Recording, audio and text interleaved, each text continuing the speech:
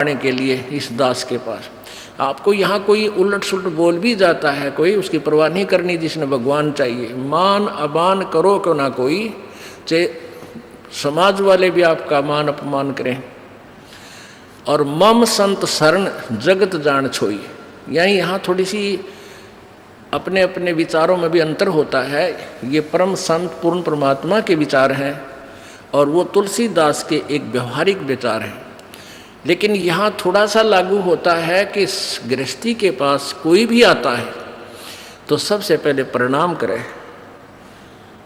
सत साहिब, जैसे हम सत साहिब बोलते हैं, मान ले कोई राम राम बोलता है तो उसको राम राम ही में उत्तर दे देवे। नमस्ते करता है तो नमस्ते जी, आओ बैठो, तो उसका आदर सत्कारी स्वाभाविक गुण होना चाहिए गृहस्थी में। तो ऐसे वो जो कि पहले वाले सभी में ये विद्यमान था। तो राजा जनक खड़े हो गए सिंहासन छोड़कर, जब एक ऋषि जी उनके द्वार पर आए, साधु वेशभूषा वाले, और अलग से एक गद्दा तख्त सूचा साफ तक बना रखे, क्योंकि ऋषि लोग आते जाते रहते थे संतों के पास, राजाओं के पास, तो उनके लिए अलग आसन बनवा रखे थे। अच्छे कपड़े स्वच्छ धोकर रखा करते थे। नौकरों को आदेश दिया कि ऋषि जी आगे हैं और उनका आसन लगाओ अलग से, उनका अलग आसन लगवान लगे। ऋषि जी सुखदेव नौकानो नीचे बैठ गया वहीं पर। तो राजा जनक दौड़कर निकट आए, महाराज यहाँ ना बैठो, महाराज मेरा अपमान ना करो, अपमान ना करो, यहाँ बैठो। उन्होंने बोला नहीं मैं यहीं बैठूंगा। तो राजा जनक कहने लगे भाई ऐसी मेरे से क्या गलती होगी, आप रुष्ट हो ऋषि जी? कि नहीं। फिर बैठे बैठे सारी कहानी सुना दी कि मैं आपको गुरु बनाने आया हूँ और आज मैं ऊपर नहीं बैठ सकता। अब सूत्रे दिन आगे नरमा गया तो भगवान के निकट आ गया। सुखदेव ऋषि बोला कि, और राजा जनक कहने लगे महाराज मेरा क्यों मजाक उड़ाओ, आप तो जन दुनिया को ज्ञान देने वाले, और सूर्य को दीपक क्या दिखाऊंगा मैं। उन्हें सारी कहानी बता दी कि मैं ऐसे ऐसे ऋषि भगवान विष्णु के लोक में गया था, उन्होंने मुझे वहाँ अलाउड नहीं किया। उन्होंने कहा कि मैं आपको गुरु बनाऊं, फिर भक्ति करूं, तब मैं स्वर्ग जाऊंगा, मुझे स्वर्ग जाना है। फिर राजा जनक के जचगी भाई इब तक मैं ठीक बोलता दिखा है। कहने लगा ठीक है महाराज, मैं सुबह नहा धो के स्नान करके सुबह नाम दूंगा तेरे को। अब वो थोड़ी बहुत ज्ञान तो हो जा है कि भाई ये किस टाइप के इंसान होया कि नहीं, गृहस्थी ने देख के भी से नफरत करते हैं, ये जो नकली से होया कि नहीं। इसकी सारी फड़क काटनी चाहा था, परीक्षा भी लेना चाहा था। उसने अलग से एक मकान में उनकी रहने की व्यवस्था करवा दी और वहाँ एक लड़की की, एक युवा लड़की की ड्यूटी लगा दी कि आप इनकी केयर टेक करो, अतिथि आए हैं, खाना खिलाओ, कपड़े बिछाओ इनके, और कोई असुविधा ना रहे, रात को भी इनके पास। सारी तो उसको ट्रेनिंग दे दी थी लड़की को राजा जनक ने। अब सुखदेव ऋषि अपना आसन पर लेट गया, खाट पे चारपाई पर जो तख्त लगा रखा था। वो लड़की रात्रि के समय जाकर के उसके तख्त पर बैठ गई। सुखदेव ऋषि ने पैर पीछे को कर लिए, वो और निकट आ गई। वो थोड़ा सा और आगे को सरका, वो और निकट हुई तो उठ कर दूर खड़ा हो गया। कहने लगा बहन तू बाहर चली जा। वह लड़की बाहर आ गई। राजा जनक ने पूछा कि क्या क्रिया रही बेटी, कैसा है ये ऋषि जी? ने बोली जी ऋषि जी पक्का है, ऐसे ऐसे मैं बेड पर बैठी आपके आदेश अनुसार। तो इसने सारी ऐसे ऐसी क्रिया बताई, खड़ा हो गया और बाद में बोला बेटी बहन बाहर चली जा। तो बोला ठीक है। अब क्या हुआ कि वो उसका नीचे बिछा दिया कपड़ा, जैसे दरी वरी जो बिछा, वो बैठ गया भगत की तरह और कहने लगे बैठ जा ऋषि जी, अब मैं तुझे उपदेश दूंगा, पहले मैं नहा लूँ, स्नान कर लेता हूँ। अब गरीबदास जी ने अपनी वाणी में लिखा है कि राजा जनक के हजारों की संख्या में रानियाँ थी, पत्नी थी। उनमें से एक पटरानी होती है, जो सबसे पहले जो शादी की जाती है उसको पटरानी बोलते हैं, मुख्य पत्नी। बड़ी सुशील, अच्छी भक्ति करने वाली साध्वी टाइप थी। उसको कहा राजा जनक ने कि मैं नहाऊंगा, और पानी गर्म करा, बता दिया था सारा, उसको ट्रेनिंग दे दी थी। वहीं पर जहाँ इस पहले बड़े बड़े दरवाजे होते थे, वहीं इधर सुखदेव ऋषि बैठा और इस साइड में लगा का चूल्हा ईंटा का, और ऊपर धर दिया पतीला और नीचे बाल दिए लकड़, सूखी लकड़, और पानी न उबला जो कर चाय बनाया करें, बनाते उबला करें। और राजा जनक का वहीं साथ में नहाने के लिए पाटड़ा डाल दिया, और राजा जनक वहाँ नहाने के लिए विराजमान हो गया, धोती बांध के। और वो रानी जो पटरानी थी उसकी, वो लोटा भरे उस उबलते जल में थे, चूल्हे वाले पन्नों का पतीला ऊपर रखा है, और राजा जनक की चोटी में घेरा रास गेला नवावे, और वो पानी राजा जनक पर डाल रानी तो, और सुखदेव नो है जलेगा भी हो। अब वो पानी उस पर गिरे, सुखदेव पीछे नो है। अब राजा जनक देख रहा, अग्रेसी जी की कैरियर सलोरी है। राजा बिहन से देई जब तारी, और हमें स्नान करावे नारी। राजा हंसा, और जो वो न्योकड़ू है ना, तब राजा ने कहा कि सुखदेव ऋषि आप एक बार व्यास के बेटे, तो अपने आप को ऋषि माने फिर था, बाल ब्रह्मचारी कहे था, और हम तो गृहस्थी हैं बाल। और आज जो मेरे नहाने के बाद जो पानी गटर में जा रहा है, जो नाली के अंदर से पानी बह रहा है, तो इसमें हाथ दे दे व्यास के बेटा, जब जानो तो किसा भगत है, अपने आप में ऋषि बना फिर था। वो निकट आया, नो बोला मैं ना दूँ, मेरी तो सारी उंगली जल जाए, इतना गर्म है यो। मैं इस नहाने के बाद जो जल जाता है वो 50% कम हो जाता है गर्म, और उसके बाद भी नो कहे मैं ना दूँ, मैं सारा जल जाऊँ, दूर बैठ गया जाके। तब राजा भी हंसा, जोरता हंसा, और ताली बजाई, नो हथेली पीटी, और हमें स्नान करावे नारी। अरे तू इतनी दूर तो जलन हो रहा नवावे, जिसने तू एक हे मान रहा था अपनी दृष्टि में, औरत तो देखनी भी नहीं, शकल भी नहीं देखनी, अरे या तेरे से अच्छी भक्ति करे, इसके हाथ भी ना जलते। और ऐसा योग कमाया पूता, बेटा यो के इतने भक्ति करी, के साधना की, और क्या हुआ जो इंद्री धूता। अरे इस क्या हो गया, तन इंद्रियों को काबू करने की चेष्टा कर रही है, इनके खच्चम खच्चा हो रहा। इंद्री कर्म लगाओ किसके, जैसे जिव्या लेप नहीं मधुरस के। हालांकि इस इंद्रियां का के दोष है भाई, इन तू रोके बैठा, अब जीभ के शहद लगा दे, 1 सेकंड में टेस्ट करके नीचे न कर देगी, जीभ का निशान भी ना पाओ मत होगा। तो इंद्रियां का कर्म नहीं लगे, तेरे मन के कर्म लगेंगे, और मन में दोष आए बिना रह नहीं सकता बेटा, ते तो कितनी बात बना दे। या वो भी जान गया भाई मन तो दुष्ट है, तो 1 मिनट में करा के बूंदी सोच जा, फिर सेकंड में कुछ और सोच ले। तो कहते हैं इंद्री कर्म लगाओगे किसके, जिव्या लेप नहीं बदुरस के। काफी ज्ञान दिया, फिर समझाया उसको। फिर क्या बताया कि रात्रि के समय ये लड़की तेरे बेड पर बैठी, और तेरी क्या स्थिति थी, क्यों डर गया, या कोई खावत थी तेरे को, तेरे में ज्ञान नहीं, विवेक नहीं, अगर तू आत्म तत्व में भी नहीं है, परमात्मा के निकट कहाँ, तो बहुत देर की बात है। योगी पुरुष आत्म तत्व में आ जाते हैं, स्त्री और पुरुष की आत्मा में उन्हें भिन्नता नजर नहीं आती। अगर तू थोड़ा बहुत आत्म तत्व में भी आ रहा होता, तो भी तेरे अंदर ये शुक्र पैदा ना होती, और बैठ जाता, कहता जा बेटी बैठ, आओ भाई बैठो, बात परमात्मा की चर्चा शुरू करता, उसको ज्ञान सुनाने लग जाता, आप पे दोष खत्म था, तेरे अंदर दोष था, इसलिए तू सुकड़ा इस एक बार सांग देखने चले गए 2 जने।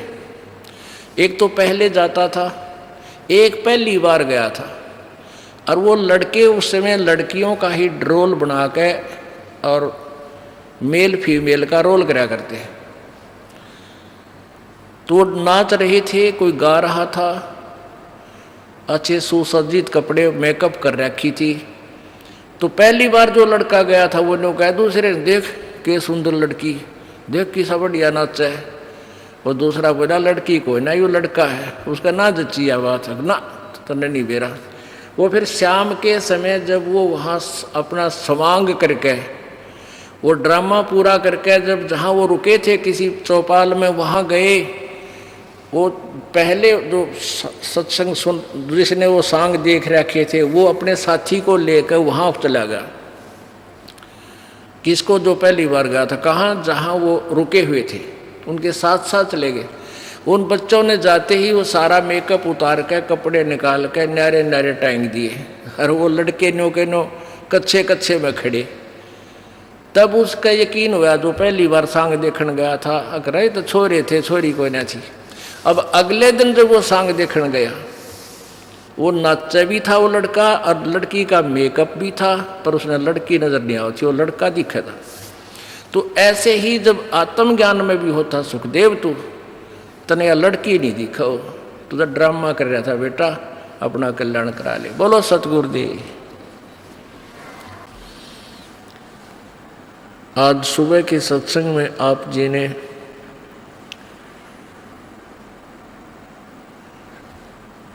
सुना था कि गुरु बिन माला फेरते, गुरु बिन देते दान, गुरु बिन दोनों निष्फल हैं, चाहे पूछो वेद पुराण। आज सुबह के सत्संग का विषय था कि आप इस लोक के रहने वाले नहीं हैं, हम सभी सतलोक से आई हुई वो पुण्यात्मा हैं जो सदा सुखी रहा करते थे, और हम काल के जाल में फंस के अपने पैर पे आप कवाड़ा मार के हम यहाँ दुखी हो रहे हैं। अब हमने अपने सतलोक जाना है। जब तक हम सत्यलोक नहीं पहुँचेंगे तब तक ये कष्ट पे कष्ट हमें झेलने ही पड़ेंगे, क्योंकि यहाँ का विधान है जैसे कर्म प्राणी करता है उसको वैसा ही फल मिलेगा। यहाँ के विधान अनुसार पुण्य भी आपको भोगने हैं और पाप भी आपको ही भोगने होंगे, इसमें कोई परिवर्तन नहीं हो सकता। इसमें परिवर्तन कर सकते हैं पूर्ण ब्रह्म परमेश्वर, पूर्ण ब्रह्म वो कबीर परमेश्वर। उसकी विधि, उसकी पूजा की विधि जैसे वो प्रभु लाभ थे वो किसी के पास नहीं है, केवल परमेश्वर ने आकर के ही बताई। और चंद पुण्यात्माओं ने परमात्मा का साक्षात्कार किया, और परमेश्वर कबीर जी द्वारा बताई गई भक्ति विधि से अपनी भक्ति साधना की और सत्यलोक चले गए। उनमें से कौन कौन हैं? आदरणीय धर्मदास साहिब जी, आदरणीय मलुकदास साहिब जी, आदरणीय दादू साहिब जी, आदरणीय नानक साहिब जी, आदरणीय घीसा दास साहिब जी, आदरणीय गरीबदास साहिब जी।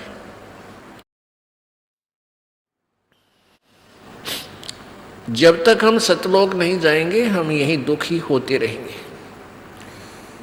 आज सुबह के सत्संग में आपने सुना था कि सतलोक जाने के लिए गुरुजी की आवश्यकता पड़ती है। सतलोक जाने के लिए पूर्ण गुरु की आवश्यकता पड़ती है। अब जैसे किसी ने विष्णु जी की साधना करनी है तो उसके सतर का भी वो गुरु हो, अन्य किसी से उपदेश लेकर या अपने आप साधना करने से परमात्मा प्राप्ति नहीं हो सकती। किसी भी इष्ट की आप प्राप्ति यानी उससे मिलने वाला लाभ, परमात्मा की प्राप्ति का तात्पर्य होता है उससे मिलने वाला लाभ। वैसे परमात्मा साक्षात भी प्राप्त होता है। अब जैसे हमने गाय लेनी है, भैंस लेनी है, तो भैंस या गाय जो दूध वाली है उसका प्राप्ति का क्या कारण है, क्या तात्पर्य है कि गाय मिले तो उससे मिलने वाला लाभ हमें मिला, दूध मिला, घी मिला, दही मिली, मक्खन मिला, और गाय साक्षात भी है। तो ऐसे ही परमात्मा प्रभु की प्राप्ति का तात्पर्य है उसे मिलने वाला लाभ हमें प्राप्त हो। अब सुबह के सत्संग में चल रहा था कि जो जहाँ का उपासक है, जो भी साधना करता है वो अपनी साधना को कंप्लीट और श्रेष्ठ मान रहा है। गीता जी अध्याय नंबर 4 के श्लोक 25 से लेकर 30 तक यही विवरण दिया है कि कोई तो देवताओं की पूजा में व्यस्त है, मग्न है, और कोई तीर्थ व्रत आदि उपासनाएं करता है, और कोई योगासन ही करता है, कोई केवल कठिन व्रत ही करता है, कोई योग अभ्यास करता है, कोई प्राण अपान की गति से ही वो सिद्धियां प्राप्त कर लेता है। ऐसे साधनाएं करते हैं और सभी अपनी अपनी साधनाओं को पाप नाशक जानकर करते हैं। उन साधनाओं को पाप नाशक जानते हैं। पाप नाशक मीन मोक्ष प्राप्ति का, क्योंकि पाप नाश हुए बिना हम परमात्मा प्राप्ति नहीं कर सकते।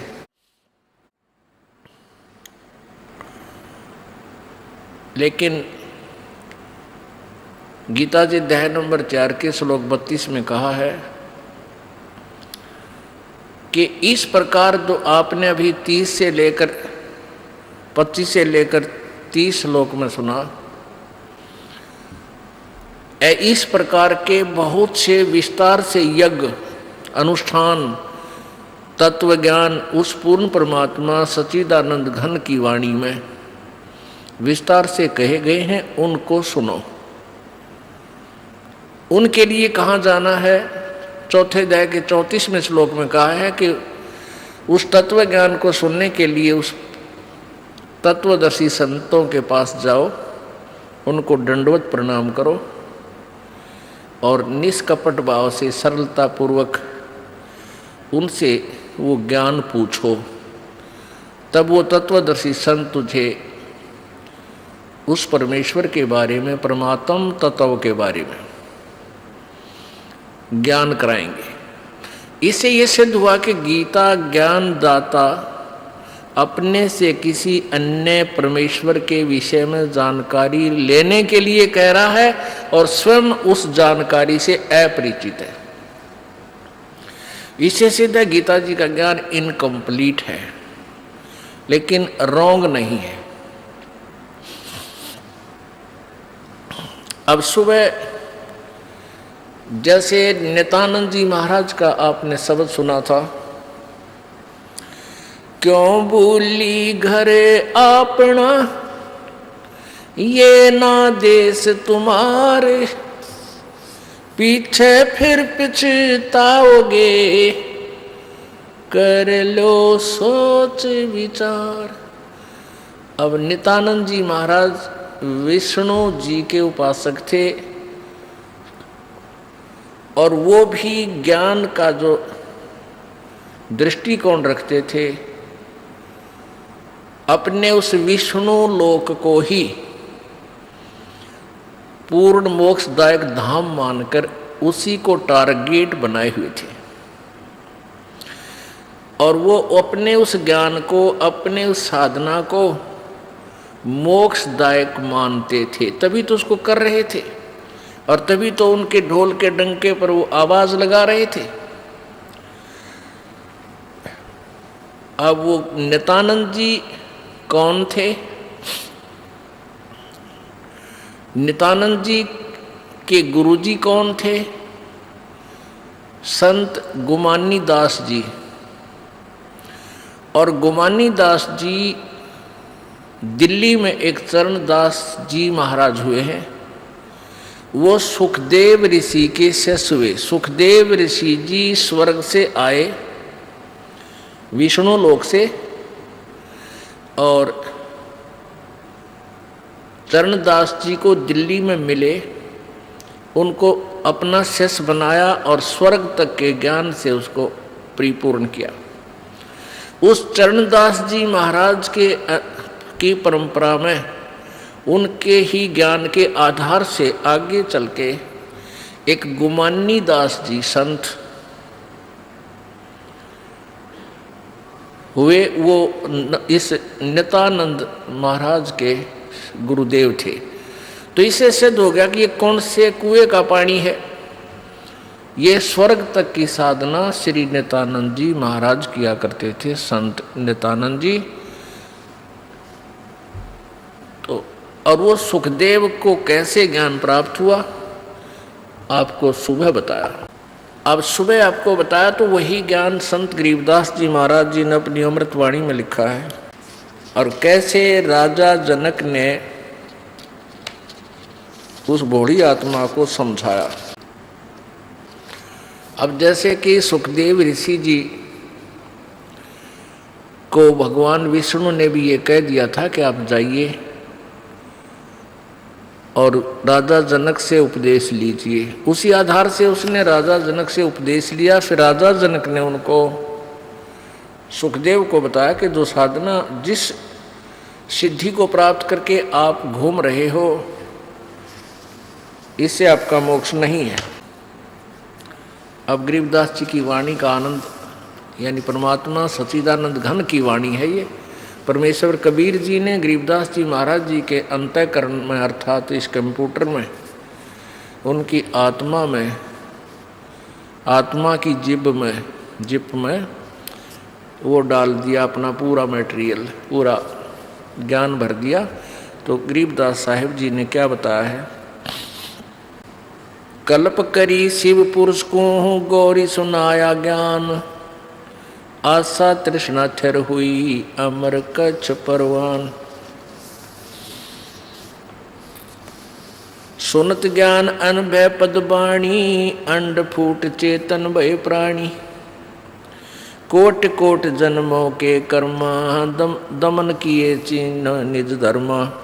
ऐसा ज्ञान अगम गौराया, पर जामी चेतन हो आया। चेतन होकर भरा हुंकारा, शिव योगी मन माही संभारा। अब जैसे अमरनाथ कैसे बना।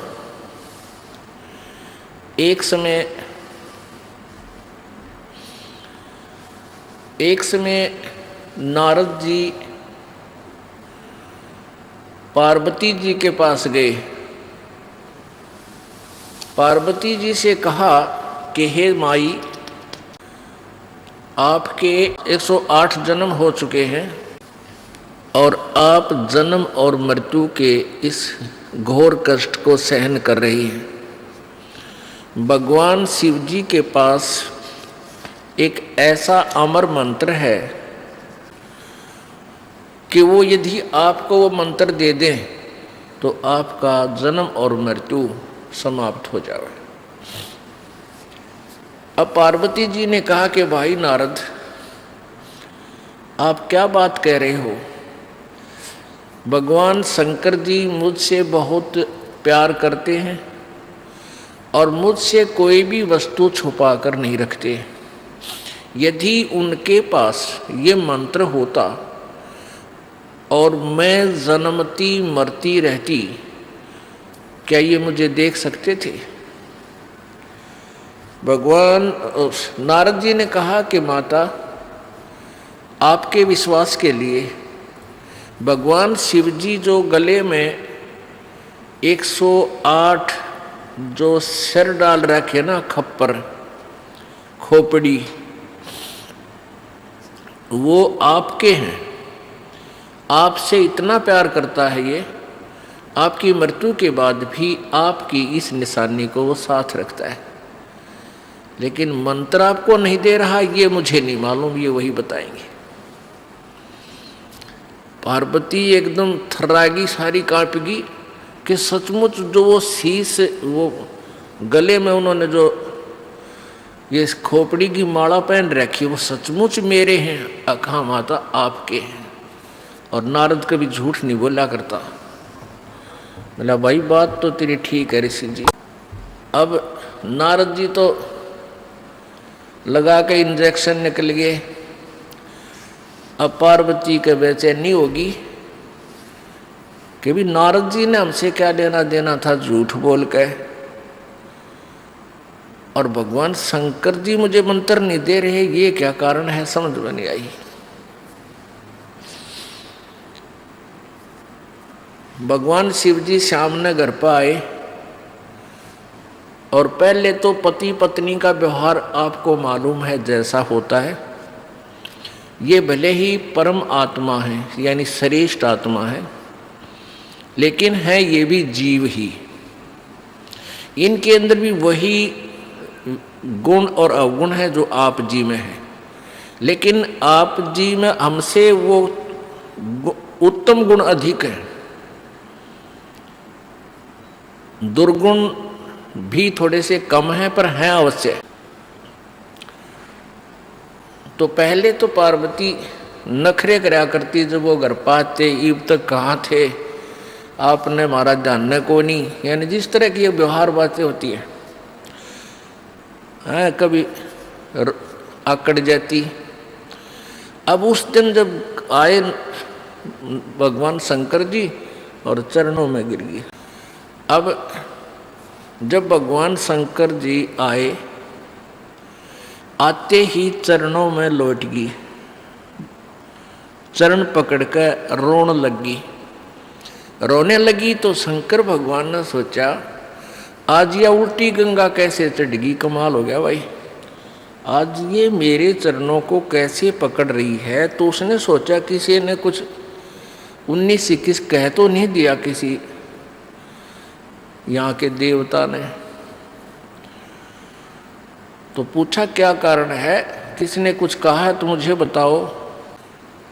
अब वो रोती रोती कह रही है कि भगवान अवश्य मुझ दासी से कोई भूल बनी है, मैं अवश्य मुझ में कोई त्रुटि रही होगी, आपने मुझसे एक अनमोल वस्तु छुपा रखी है। अब शंकर भगवान तो सोच भी नहीं सकते थे कि इसकी बुद्धि वहां तक पहुंचेगी। ये तो गहने और जेवरात तक उड़ जरी थी, बताई आभूषणों की डिमांड किया करती थी, और आज ये क्या। तो उसने सोचा कोई पहरे देख ली होगी बढ़िया आभूषण, तो उसने सोचा या कोई और डिमांड करती होगी। तो पार्वती ने कहा आपने मुझसे कोई अनमोल वस्तु छुपा रखी है। हे भगवान, ये आपके गले में ये मेरे ही शीश हैं क्या? अब शंकर भगवान बोला कि कौन आया था आज अपने, मैंने साची बता। तो पार्वती बोली नारद जी आए थे। तो जान गए भगवान शंकर ला गया पतंगा कर गया काम, आज ये घर में लड़ाई करवा गए। और वह जो ज्ञान है, जो मंत्र है, वो भी कह गया होगा, अवश्य बता गया होगा। और वो मैं बता नहीं सकूंगा जब तक इसके हृदय में सीध नहीं होगी, सच्चाई नहीं होगी। फिर भी पूछा कि और क्या बात है बताइए। कहने लगा कि भगवान आपने मुझसे एक अनमोल मंत्र छुपा रखा है, मैं जन्मती हूँ मरती हूँ, आप मुझसे कितना प्यार करते हो, आप दुखी नहीं हुए होगे। भगवान शंकर बोला आज ये तेरी बुद्धि की बात को ना, ये किसने ज्ञान दिया तेरे ते कि नारद मुनि जी आए थे और आज मुझे काफ़ी देर तक सत्संग के माध्यम से ये ज्ञान सुनाया। हे प्रभु, मैं तो बालक हूँ, आपके चरणों की दासी हूँ, भोली भाली हूँ, मुझसे कोई त्रुटि रही तो माफ करो प्रभु, मुझे वो मोक्ष मार्ग बता दो। अब शंकर भगवान बोला, सुन ले पार्वती, जहाँ तक आपका प्रश्न है कि क्या मुझे दुख नहीं हुआ होगा जब तू जन्मती और मरती थी, मैं बहुत दुखी होता था। ये जितने भी शर हैं तेरे, ये शीश हैं, ये खोपड़ी हैं, ये तेरी ही है। और तू मरती थी, मुझे असीम पीड़ा होती थी, और तेरी याद रखने के लिए वो खोपड़ी में अपने गले में डाल लेता था, सीने के लगा कर रखता था, लेकिन मैं मंत्र तुझे नहीं दे सका। पार्वती ने कहा, प्रभु क्या कारण रहा? कि कारण ये रहा कि जब तक ये ऐसा अनमोल मंत्र है, ये वैसे नहीं बताया जा सकता। अति अधीन दीन हो प्राणी, तब ये कहना अकथ कहानी। जैसे सीप समुद्र में होती है, एक सीप, जैसे शंख होते हैं ना, शंख, ऐसी होती है चपटी सी, और उसमें मोती बनता है, एक जीव होता है, उस जीव के ऊपर कवर होता है ये शंख। तो आम देखे होंगे आपने, इससे मिलती जुलती लेकिन आकार दूसरा होता है, चपटा सा होता है। वो सीप जो होती है वो समुद्र में रहती है, खारे समुद्र को ग्रहण नहीं करती। जब उसके अंदर उसकी इच्छा होती है मोती बनाने की सीप के अंदर, तो समुद्र के ऊपरी सतह पर आती है, उसमें मुंह खोल लेती है ऊपर, और ऊपर से जब आसमान से वर्षा हो रही होती है, उसमें से एक बूंद वर्षा की ग्रहण करके मुंह बंद कर लेती है, और फिर उसमें वो मोती बन जाता है। और सीप का मुंह खुला ना हो, सीप का मुंह बंद हो, और वो ऊपरी सतह पर हो, चाहे पूरा सावन बरस जा, कितना वर्षा हो ले, वो उसमें मोती नहीं बन सकते, क्योंकि वो वस्तु अंदर नहीं जा सकी। तो भगवान शिव जी ने कहा कि अभी तक तेरे अंतःकरण में डिमांड नहीं थी इस मंत्र के पाने की। आज जो तेरे अंदर प्रेरणा भरी है, ये नारद जी की वचनों ने, सत्संग ने आपके अंदर यह तड़फ पैदा कर दी है, और इस तरफ से आज तेरा अंतःकरण का मुंह खुल गया। अब मैं ये ज्ञान दूंगा पार्वती तेरे को, अब तेरे अंदर जाएगी यह वस्तु। और उससे पहले यदि मैं तुझे कहता, तू कान्ना पे कटाड़ा थी। मैंने बहुत बार आपसे कोशिश की समझाने की कि परमात्मा की भक्ति करनी चाहिए, प्रभु का मंत्र एक अनमोल मंत्र होता है, उसका जाप करने से मोक्ष होता है। आप टाल जाती थी, आप कह देती थी मुझे भगवान मिला हुआ, मुझे किसी की भक्ति की आवश्यकता नहीं है, मैं और किस भगवान की पूजा करूं? आप जो मेरे पति और 3 लोक के मालिक, दोनों भगवान। तो इसलिए पार्वती मैं चाह कर भी तुझे ये मंत्र नहीं दे सका। तो फिर कहा कि अब चल तुझे नाम दूंगा, एकांत स्थान पर चलेंगे, ये ऐसा मंत्र है किसी को नहीं बताना, थर्ड पर्सन को, और थर्ड प्राणी हमारी ये बात सुन भी नहीं ले, क्योंकि इस मंत्र को यदि कोई सुन लेगा, उसका जाप कर लेगा, उसमें बहुत सी सिद्धियां आ जाती हैं, और वो सिद्धियां पाकर फिर अपना ही शत्रु बन जाएगा हमका, भगवान शंकर कह रहे थे। इसलिए इसको ऐसे स्थान पर तुझे बताऊंगा कि कोई दूसरा ना सुन सके।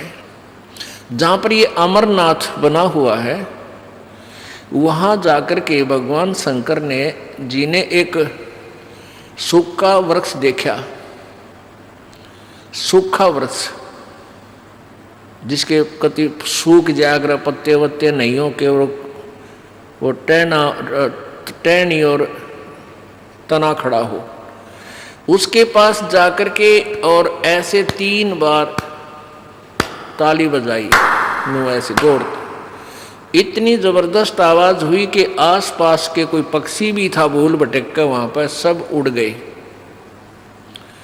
जीव जंतु दूर भाग गए,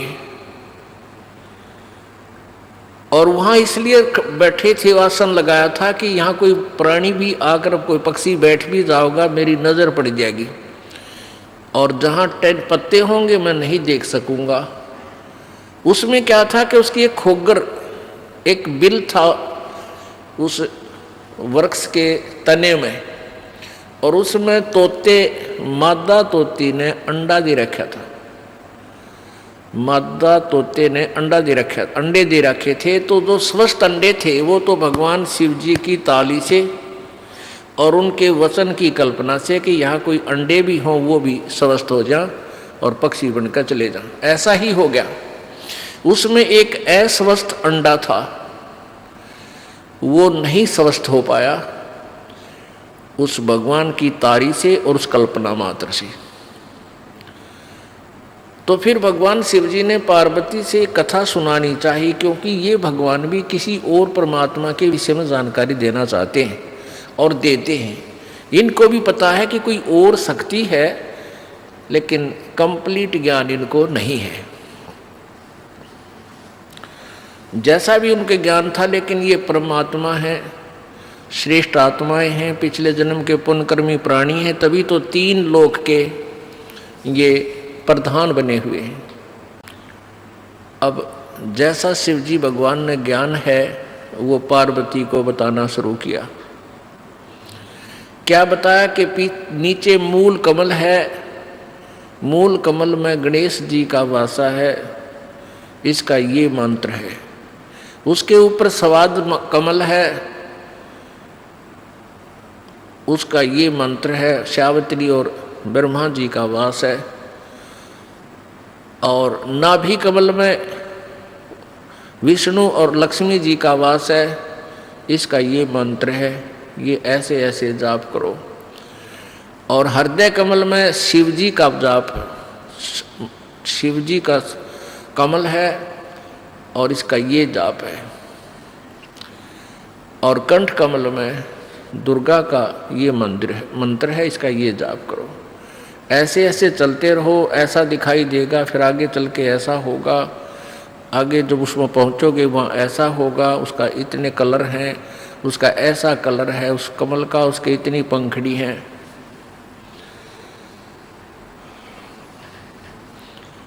अब पुण्यात्मा, यहाँ एक शंका आपके मन में आओगी कि शंकर भगवान और किसी शिव जी का कमल बता रहा है। यही ज्ञान बहुत देर से समझ में आओगा। अभी आप इतना ही सुनते रहो जैसा काम चलाओ सा, क्योंकि ये जो कमलों में रिफ्लेक्शन है ये इस काल भगवान का है, जो ये ब्रह्मा विष्णु शिव रूप में रहता है। इसलिए ये खुद कह रहा है कि इसमें शिव भगवान का कमल है, हृदय कमल, और कंठ कमल में ये दुर्गा है। तो ऐसे भगवान शिव जी बता रहे हैं, मंत्र भी बता रहे हैं। ये प्राथमिक मंत्र है। जिस भी संत या महंत भगत को यथार्थ ज्ञान प्राप्त हुआ है तो इस मंत्र से प्रारंभ हुआ है सभी का। ये मंत्र अवश्य जाप करने पड़े हैं। ये प्राथमिक मंत्र है और ये यहाँ का इनका फाइनल मंत्र है, ब्रह्मा विष्णु महेश तक का।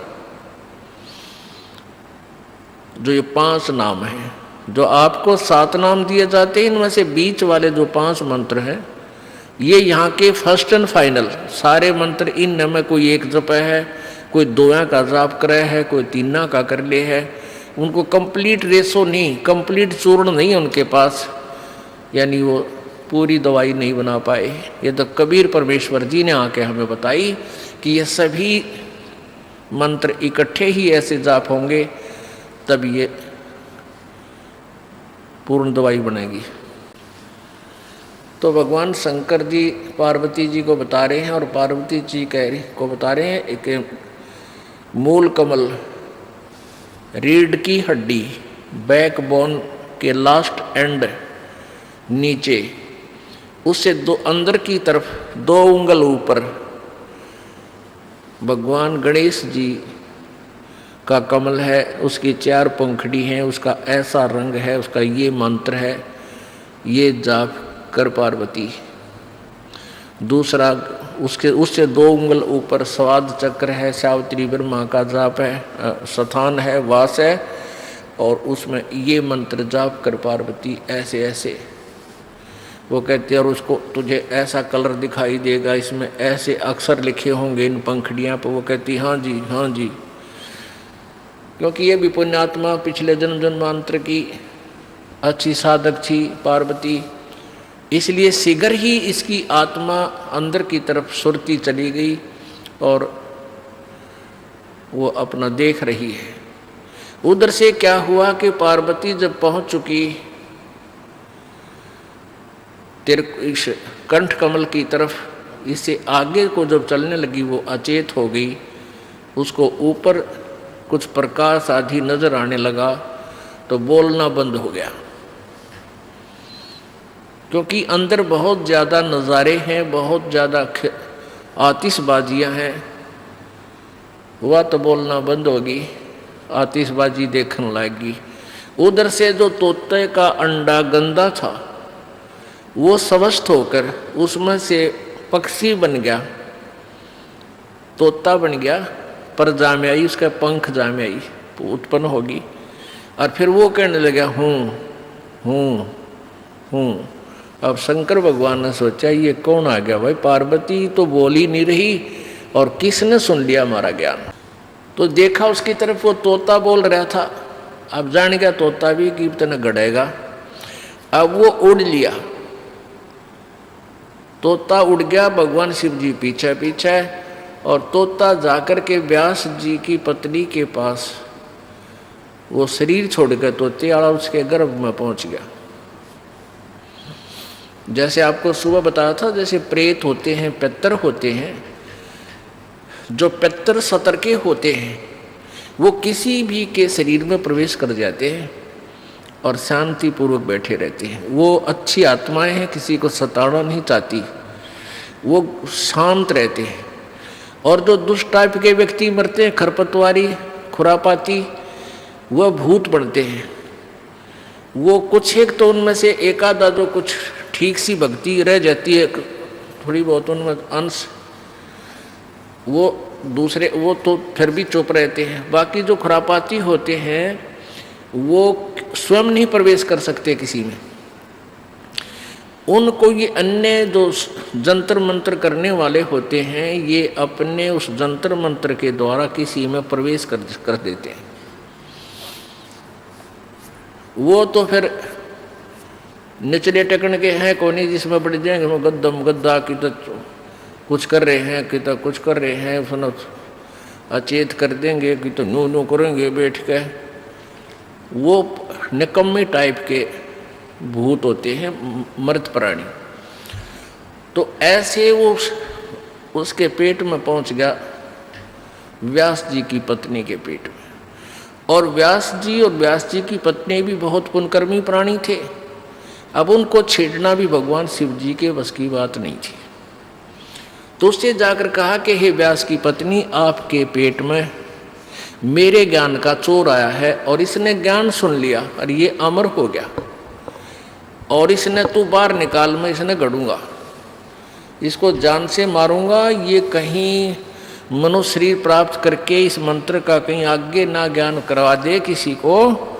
ये बहुत गुप्त मंत्र है, ये हमारे लिए घातक सिद्ध हो सकता है। अब वो व्यास की पत्नी कहने लगी, व्यास जी आगे क्या है भगवान, कैसे आना हुआ, सारी कहानी बताई। तो व्यास जी ने कहा कि भगवान, एक तरफ तो आप कह रहे हो कि अमर हो गया और फिर नो को इसने मारूंगा, अमर को आप मारोगे कैसे, ये भोलेनाथ, अब यू कैसे मरेगा आपसे। शिव जी चला गया, भाई ठीक, बात तो तेरी भी ठीक है। अब ये प्रसंग सुनाते हैं, अब ये सच्चिदानंद घन की वाणी सुनाते हैं। शंखों देह धरी तन योनी, नौतत के का बीज न भूनी, मोक्ष मुक्ति का लख्या न भेवा, बर में पुत्र व्यास सुख देवा। सतगुर मिला महादेव बंका, 84 की मिटी न शंका,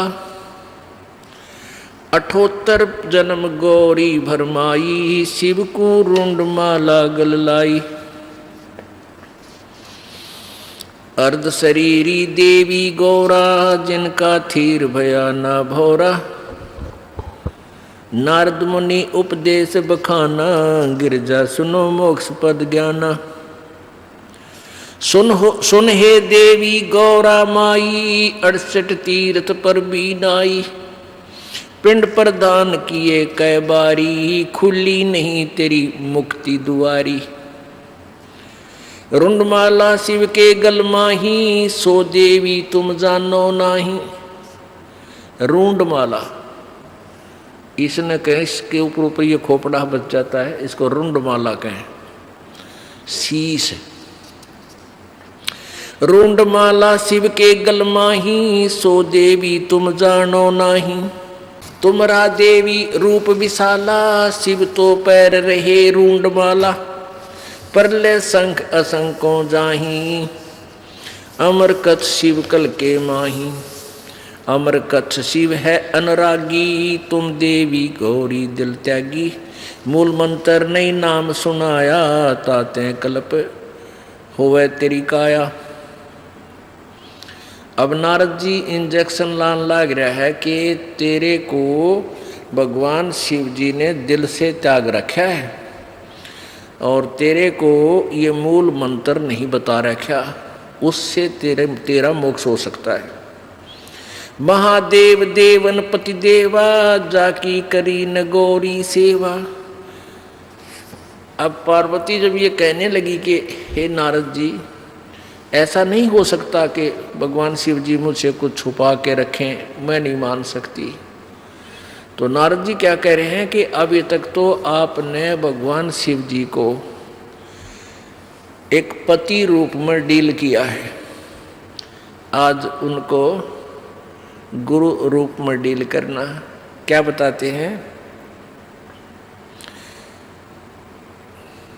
शिव है मोक्ष मुक्ति, महादेव देवन पति देवा, जाकी करी न गौरी सेवा। अब ये जो ज्ञान बोला जा रहा है ये पुराणों से है। अब ये जो सच्चिदानंद घन की वाणी यानी कबीर परमेश्वर की वाणी है जो गरीबदास जी बोल रहे हैं, ये गरीबदास जी की के सतर का ज्ञान नहीं है, जो पार्वती और नारद जी की वार्ता हुई वो बताई है। नारद जी को कितना ज्ञान है, ये शिव जी को महादेव और देवताओं के भी देवता मानते हैं, वो अपने सतर से बोल रहा है। यहाँ निर्णय आगे देंगे गरीबदास जी इसका। ये नहीं समझना कि इस वाणी में भी तो लिखा है कि महादेव शंकर भगवान को महादेव लिखा है, देवताओं का भी देवता लिखा है। ये उनकी वार्ता एज इट इज लिखी गई है। महादेव देवन पति देवा, जाकी करी न गौरी सेवा। कर बंधन कर शीस नमावो, तन मन अर्पो शीस चढ़ाओ। ओह, कि तूने ये अनमोल मंत्र लेना है। अब आपने उनकी सेवा एक गुरु रूप में नहीं की, अब तक पति रूप में डांट मारी है।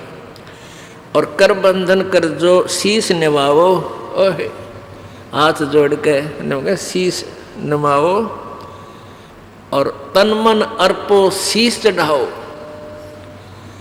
शिव है मोक्ष मुक्ति के दाता, तासे भेद कहूँ गौरी माता। चरण गहो चिंतामणि केरा, ताते प्राण अभय हो तेरा। कमल रूप देवी दिल कीना, नारद मुनि उपदेशी चीना। जद आए शिव मंगल अवधूता, देवी चरण लिए सतरूपा। कमल रूप देवी दिल कीना, कमल जैसा कोमल और निर्मल दिल देवी ने यानी पार्वती ने किया। और कैसे उसके अंतःकरण में ये तड़प जागी कि वो नारद जी मिल गए, इसका वर्णन बता रहे हैं कि कमल रूप देवी दिल कीना, नारद मुनि उपदेशी चीना। जद आए शिव मंगल अवधूता, देवी चरण लिए सतरूपा। जब भगवान शिव जी घर पर आए तो पार्वती ने सच्चे दिल से सतरूपा उनके चरण पकड़े। चरण पकड़ बोलत रोवत है बाला, चरण पकड़ रोवत है बाला,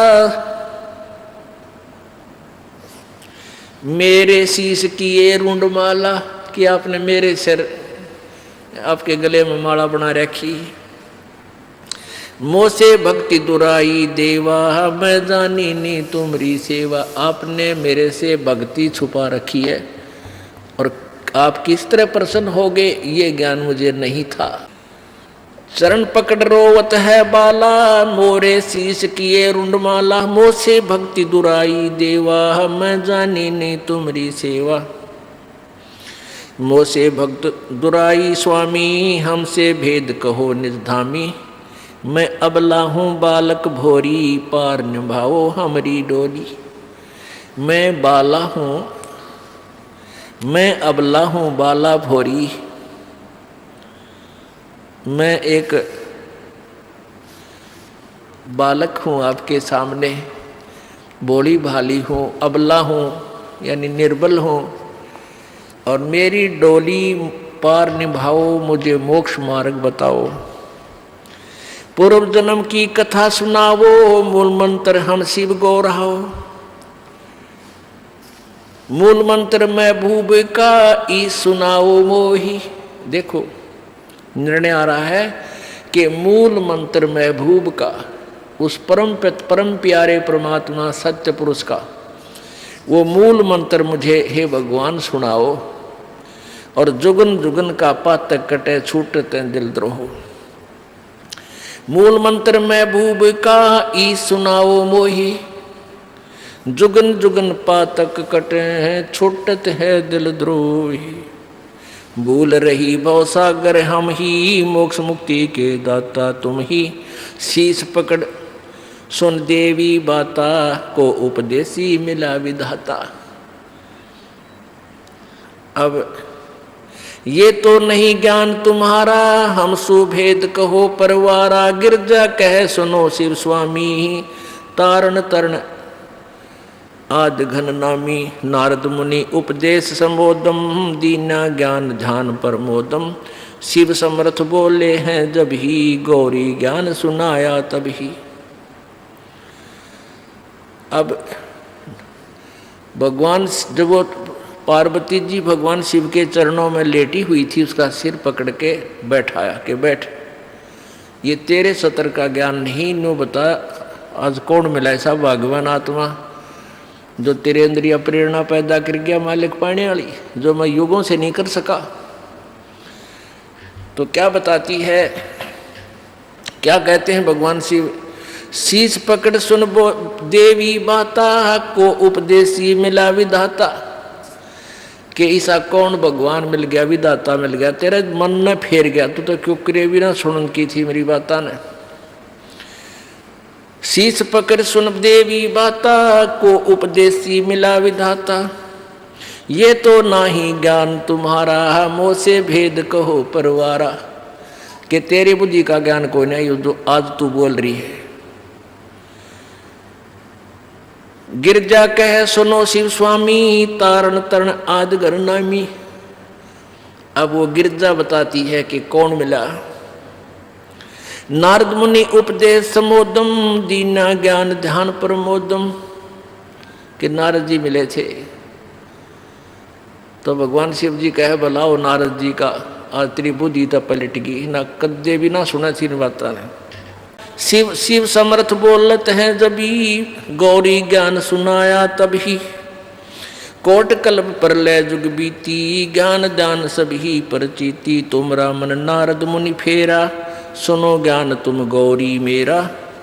बनखंड चलो गौरी दीवानी, पंछी सुने न हमारी बानी। के बनखंड में चलो, वहाँ को पक्षी भी हमारी बात ना सुन सके। जब शिव कर से लाई तारी, उड़ गए पंछी नर और नारी। जहां एक सूख्या तरवर ताक्या, शिव को आसन तावा रखा। जहां सूखा एक तरवर ताक्या, ताक्या कर ताकना अर्थ होता है बहुत चोर नजर से देखना। तकना कहते इसने तू तकना नहीं चाहिए, देखना जरूर चाहिए। जैसे कहते हैं ना भाई तू ऐसे इधर किसी घर की तरफ तके था, तकना एक चोर नीति नज़र से और देखना एक स्वाभाविक नीति से। तो ऐसे चोर नज़र से ताक्या देखा कि कौन सा स्थान हमें ठीक सूटेबल रहेगा जहाँ कोई पक्षी भी ना आ जाए, जहाँ एक सूखा तरवरता क्या शिव को आसन तावा रखा, जहाँ एक गंध अंड तिस माही तिस जानत है समर्थ साई। उसके अंदर एक गंदा अंडा पड़ा था उस खोखर में, उस वृक्ष की खोगड़ में। जुग असंग कल्प भर माया, पूर्व जन्म कोई पिछला आया। अब तुम सुनो गौरी मेरा ज्ञाना, आसन मुख कर कूट ईशाना, आसन पदम लगावो गोरा, मेर दंड सूदा कर बोरा। अब देखो कहाँ तक बता रहे हैं कि वो गंदा अंडे वाली आत्मा जो सुखदेव बना, कहते उसका असंख्य जन्म का कोई पुण्य कर्म आगे आ गया और वो गंदे अंडे वाली आत्मा में वो जीवात्मा पड़ी थी। अब ऐसा संस्कार होता है जैसे कई जीवात्मा गर्भ में मर जाते हैं माँ के पेट में, उनका ऐसा संस्कार था, वहाँ ही मरना था। ऐसे ही जब गंदा अंडा था तोते का, वो गंदे अंडे में वो जीव था, पहले अंडे में जीव था, वो गंदा अंडा हो गया, स्वस्थ नहीं हुआ, रोगी हो गया। अब फिर भी वो आत्मा उसके चिपक रही थी, उसको अपना मान के छोड़ती नहीं, जब तक कति नष्ट भ्रष्ट वो कति कंडम फोहा नीले रे तेरात्मा ना मिले तब तक उसका चिपकी रहती है। ऐसी वृत्ति हमारी काल ने बढ़ा रखी है। अब ये फूल क्यों उठाते हैं? अस्थियां जो व्यक्ति मर जाता है, मृत्यु हो जाती है स्त्री पुरुष की, तो उसको जला देते हैं, स्वाहा करते हैं हिंदू रीति में, हिंदू समाज में। तो फिर उसके वो अस्थियां क्यों उठाते हैं? अब ये पहले जीव आत्मा जाता है तपस्या पे, मनुष्य शरीरधारी, वहाँ इसका बक्कल उतर ले है, इसमें से जो गंध है वो निकाल कर फिर यूँ भेजा था धर्मराज के पास। धर्मराज के पास इसका ऑटोमेटिक कैलकुलेशन पावर है, ये इतने कर्म किए, ये तेरा जीवन जा भागवा, तो ये प्रेत बन जाता है मान लीजिए। तो प्रेत बनते ही फिर सीधा इसको पटकते हैं नीचे, ये सीधा आता अपने घर ने, घर में इतनी लंबी कील गाड़े पावे, फिर यूँ बार बार फिर देखता है तेरे शरीर को कहाँ ले गए थे, शमशान घाट में। वहाँ पहुँचता है ये सूक्ष्म शरीर में, ये प्रेत आत्मा बनकर। तो वहाँ वो अपनी हड्डियों को अपनी मान के उनके चिपक जाता है। अकिया मेरी या मेरी क्यों ताज़ा जला पावे, नारी पहचान हो सब उसकी तय, उसका चिपक जाए, ये है मेरा शरीर। अब ये क्या करते हैं जंतर मंत्र करने वाले, ये सेवड़े शावड़े नालायक, ये उन अस्थियां ठालावे, उन अस्थियां को चिपका हुआ आवे क्यों मेरी है, फिर उसका करके जंतर मंत्र और फिर उसको किसी और में प्रवेश कर देते हैं, वह बिरान मट्टी उसकी भी और अगले की भी शुरू हो जाती है। तो इन पेट भर संतों ने, ऋषियों ने, गुरुओं ने क्या सोचा कि इनने एक धंधा और दे दा, जिसका मरे है ये स्त्री या पुरुष। उनको ये कहने लगे, इनके पास कोई मोक्ष मार्ग तो था नहीं कि इसका कल्याण हो जाए बेचारे का। तो वो न्यू कहने लगे तुम इन सारी राखना डाल के और गंगा में बहा दो।